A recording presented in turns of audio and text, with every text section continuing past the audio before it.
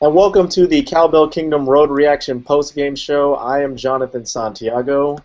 That is James Ham and the Sacramento Kings losing yet again, again on the road to the Detroit Pistons this time, 99-89. And James, this one really just went out of control for the Kings in the third quarter. Yeah, I'm not quite sure what exactly happened, but the Kings came out of halftime in like a drunken stupor. I mean, they score 11 points. They get dominated in the third quarter, 20-11. You know, they go 4 of 20 from the field. Rudy Gay just can't buy a bucket. 1 of 7 in the third quarter. 0 of 4 from DeMarcus Cousins. 0 of 3 from Ben McLemore.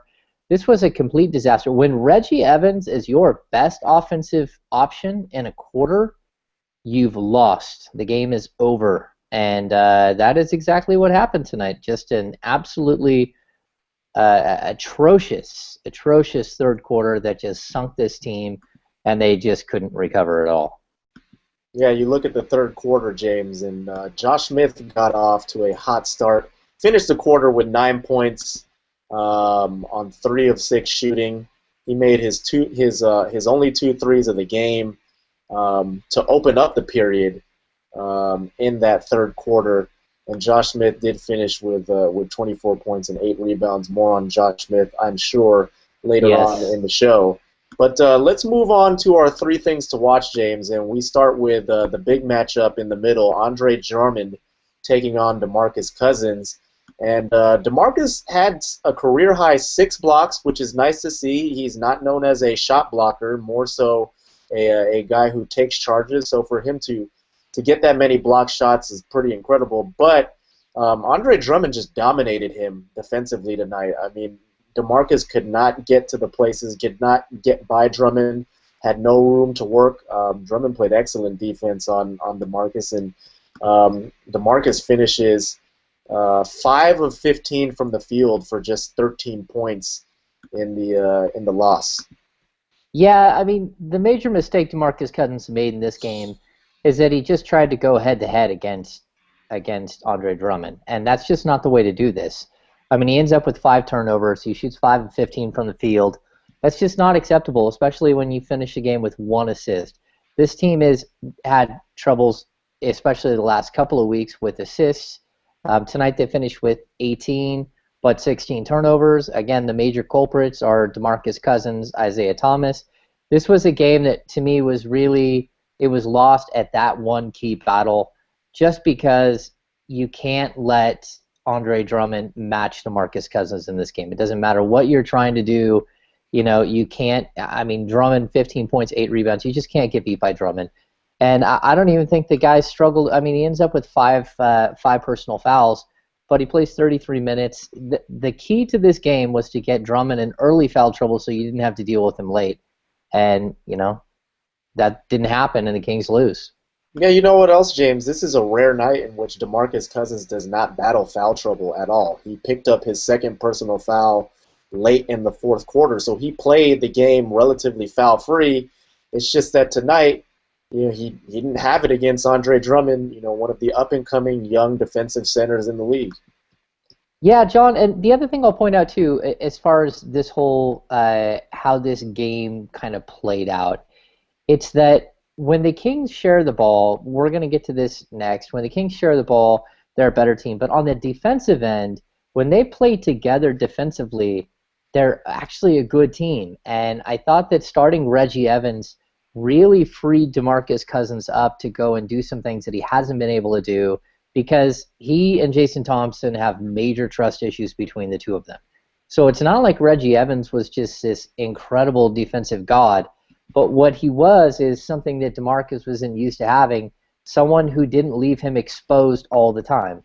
And it seems like that helped DeMarcus stay in the game. It helped him from reaching in and doing the stupid little ticky-tack fouls he does, and it also freed him to go up and make some really nice defensive plays against as a help defender for his teammates, which again is not something we've seen hardly at all from Cousins. I mean, the two-handed smashes where he was literally going up for volleyball blocks like on Kyle Singler. You know, those things that's what made this game actually worth watching, because Cousins was engaged defensively, and I feel that it was just a relationship with Reggie Evans that he's already made where he doesn't have with Jason Thompson, and that certainly, again, it made this game more watchable. All right, James, you alluded to it. Let's move on to our second point now. Can the Kings move past their selfish play? They were better than the last game, that's for sure, but it's still not where they need to be. They finished with 18 assists, 9 of those assists coming in the second half, 16 turnovers, though. And realistically, in that fourth quarter, we started to see more of that disease of me that Coach Malone was talking about to reporters in Brooklyn the other day. It's just an issue that's rearing its ugly head for the Kings, and it's an issue that this team, this franchise, this organization has struggled with for the last several years, and it's just been horrible at this point for the Sacramento Kings. Now, granted, Isaiah Thomas did come back with a better game today assist-wise. Yeah. He dished out 8 assists, finished with 19 points, but still the turnover is still quite high for Isaiah Thomas. But again, I think the stat is the last 6 out of the last 6 games, the Kings have had more turnovers than assists. Again, tonight they finished with 2 more assists than turnovers, but still 18 assists to 16 turnovers is not where you need to be if you're trying to become a better and less unselfish basketball team. Yeah, John, I'm going to point out 2 things on this section. Number one, the Kings, Isaiah Thomas, DeMarcus Cousins, Rudy Gay, they know the players that they're playing with. They have to understand that Ben McLemore and Derek Williams struggle to create shots for themselves. So tonight, McLemore has an efficient 4 of 9 shooting night. Derek Williams an efficient 3 of 4 shooting night. These guys can't go get their own shots, and you have to find them in transition. You have to find them as cutters. You have to get them off of screens. You have to create for them. And that's where the assist numbers will come from for this team. Now, I don't know how it's going to work out if these guys are ever going to get the whole passing thing. But the other issue that I'm going to point out is that we've got 18 games left in this season. And while the Sacramento Kings are trying to assess things and they're trying to do, trying to get better defensively, and they're trying to preach this, this new mentality, there's one major fact that still sits there. It's that Isaiah Thomas and Rudy Gay are both playing for contracts. Now, Rudy Gay may opt in and keep his $19 million for next season, but there's a better chance that he opts out and he signs a long-term deal that pays him, $13, $14 million a year, and he gives up some money up front. Whether that's with the Kings or someone else, that's just a reality. And the reason I bring that up is that in the NBA, nothing pays cash money like points per game. And these 2 guys are trying to score as many points per game as they can down the stretch, because they know they're not playing for wins and losses. They know they're playing for draft picks, and it might not even be them who's playing for draft picks. The Sacramento Kings are playing for draft picks. They are paying for a salary. And this is what you're going to get. I mean, it is what it is. These guys want to do what's right by them at this point in the season, and we're seeing it on a nightly basis, and there's no stopping this the last 18 games. Well, I think that's a good segue into the last point of our 3 things to watch, and that is, will the big 3 share the spotlight? You pretty much touched on it there. It seems like this is a team that's kind of looking out for themselves in these final 20 or so games here to close out the NBA season. And looking at the stats again, the Kings finished with 18 assists on the night. Rudy Gay, DeMarcus Cousins, they have 12 of those 18 assists, but still not enough. And as you mentioned, they are guys who have to get their teammates involved, and they are guys who are capable passers. Rudy Gay, we have been surprised by his passing ability, I would say, since he's come to Sacramento from the Toronto Raptors. DeMarcus Cousins is a pretty good passer. He does get a little wild from time to time, has a few misadventures with the basketball, trying to thread the needle a little too much, but he is a good passer. He only finishes with 1 assist tonight. Isaiah Thomas, 8 assists. It's good. I mean, that's better, and he's talked about, I believe, our friend Jason Jones of the Sacramento Bee talked to Isaiah on this road trip, and Isaiah was admitting to him that maybe he had been forcing the issue a little bit, which is interesting considering the fact that I asked him a similar question last week before they headed on the road trip, and asked him if he might be forcing the issue, trying to make plays that aren't there, and he said no, it might not. It's not really that for the most part, but again, not that 12 assists for the big three total, or the only three. I think that's a more appropriate name for those guys, the only three, since the Sacramento Kings they're not winning, and these guys are realistically, like the title says, they're only three who are producing points for them. But 12 assists for them tonight. They've got to be better. They've got to make their teammates a little bit better and show that here as the season comes to a close. Yeah, John, and they also combined for 51 field goal attempts. So of the Kings' 84 field goal attempts, the big three go for 51. So that leaves 33 field goal attempts to spread between 7, 8, 9 players, and that's not team basketball. And I know these guys are really good. I know that they are your scorers and all that. But again, this team needs more. They shoot 3 of 15 from behind the arc, and 3 of 15, 0 of 7 from Rudy Gay and Isaiah Thomas combined. I mean, it's not acceptable. You have to move the ball. You have to share. You have to get some of these guys. Even like I saw a fast break where DeMarcus Cousins was on the break, and it was a 2-on-3 break with Cousins leading the break, which he did all night long, which was infuriating for people. And as opposed to hitting Derek Williams streaking down the right side all alone, he kicks it to Isaiah Thomas to the left, who's already guarded. Isaiah Thomas goes up and gets blocked. And of those, the 9 misses for Isaiah Thomas, I'd say 3 or 4 of those are straight up blocks where he was blocked. So they're almost like turnovers in themselves. So he ends up with 5 turnovers, but I think that number was even higher. And the turnovers that him and Cousins both had, again, a lot of those turnovers were those two passing to each other, not to other players. They were those two passing to each other. And these guys have to get everyone else involved. It's not about making the other 2 guys on your team better. It's about making the other 10 or 12 guys on your team better, and we're not seeing it. All right, let's go ahead and transition into player of the game. As I mentioned, Josh Smith, a candidate. He finished with 24 points and 8 rebounds on 10 of 17 shooting. But I'm going to go with Rodney Stuckey. He is known as the Kings killer, and he's had some big games against the Sacramento Kings in the past. He did it again tonight. He finished with 23 points off of the Pistons bench on 8 of 16 shooting. 10 of those 23 points were scored in the second quarter, where the Pistons, they were able to hang around in the first period after the Kings built an 11-point lead. But the Pistons, thanks in large part to Rodney Stuckey, they were able to hang around in that first half close enough for them, really to blow things out in that third period. But Rodney Stuckey, big night for him.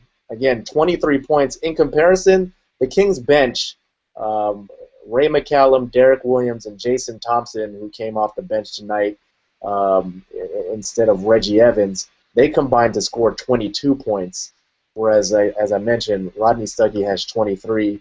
And that's a huge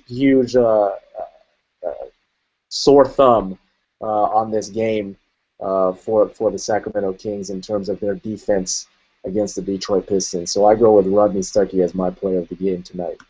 Yeah, I got to be honest, John. I am so glad. There are so many Kings fans that want the Kings to make a trade for Josh Smith because things aren't working out in Detroit. There are so many Kings fans that wanted Josh Smith in free agency.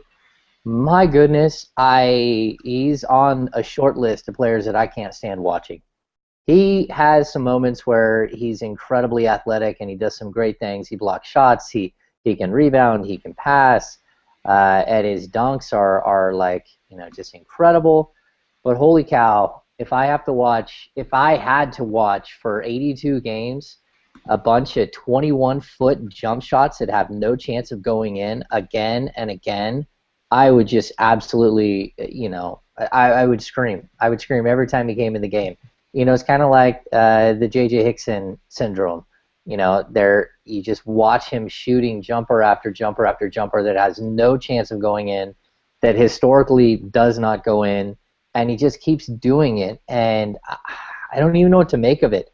They're not three-pointers. He's 2 feet inside the line. He's shooting these jumpers, and it's just like, shoot me now. I hate watching horrific basketball. And while the Kings struggle and do stupid things all the time, most of the time what they're doing is honest to goodness just like failing at something. It's not horrible basketball, just like incompetent basketball. And what Josh Smith does just is beyond frustrating. So yes, Rodney Stuckey is my player of the game as well. I could never vote for Josh Smith and his wild, like even I had said on Twitter, that they need a quarter jar on the side for every time he takes a stupid shot. And maybe it's not quarters, but, like $250,000, like $250,000 every time he takes a stupid shot until he stops doing it, because that's horribly annoying. I thought you were going to go and say Josh Smith was your player of the game after that tirade. That would have been fun. Never. But I begrudgingly picked Josh Smith as the player of the game. No. I just can't. I can't watch bad basketball. And for Kings fans, Bobby Jackson did the same stuff, but the shots went in. Yeah. And Bobby Jackson took how many in his career? Hundreds of ill-advised, horrific follow-away jump shots with 19 seconds on the shot clock. They just happened to go in, and to me, it didn't matter. That's just bad basketball. And sorry, Bobby Jackson fans, that I say he played bad basketball. But there was a reason why he was never a starter on the Sacramento Kings roster, and it was because he took shots like Jason Williams did, but he didn't pass the ball like Jason Williams. Yeah, indeed. Again, Josh Smith finishing with, what's the final line? 24 points and 8 rebounds, 10 of 17 shooting, but both of us go with Rodney Stuckey as our player of the game tonight. All right, so that is going to do it here for this edition of the Road Reaction postgame show. Again, it's a final from Detroit, the Pistons defeating the Sacramento Kings 99-89. And we'll be back, I believe it is Saturday. That is right. I think it's, yes. Is it Saturday? I'm getting lost on the schedule. I think it's Saturday. No, I don't even tomorrow. know. Tomorrow. Tomorrow, that's what I was thinking. Yeah, wait a second. They have another game. They play the Philadelphia 76ers. I'm just looking forward to Jimmer Fredette again, I guess. I'm looking forward to the fans coming back to Cowbell Kingdom for like one day only. I miss it. The Tankers, we're going to face the Tankers tomorrow night, the 76ers. Yeah, even Howard Beck, I don't know if you read Howard Beck's piece on tanking. Yeah. But he finishes with no one's tanking except for the Sixers, of course. Yeah. So the Philadelphia 76ers join us tomorrow night as the Kings visit the Philadelphia 76ers, losers of, I believe, 17 in a row. So will the Sixers get back on track, much to the chagrin of Sam Hinkie, tomorrow against the Sacramento Kings? We shall see. So join us tomorrow for another edition of the Road Reaction postgame show. And then Saturday, when the Kings go to Chicago and take on Jimmer Fredette. Yes, I said Jimmer Fredette and the Chicago Bulls. Jimmer. Yeah, so that's going to do it for this edition of the Road Reaction postgame show. For James Am, I'm Jonathan Santiago. The Kings lose to the Pistons 99-89 here on the Road Reaction postgame show on CowbellKingdom.com.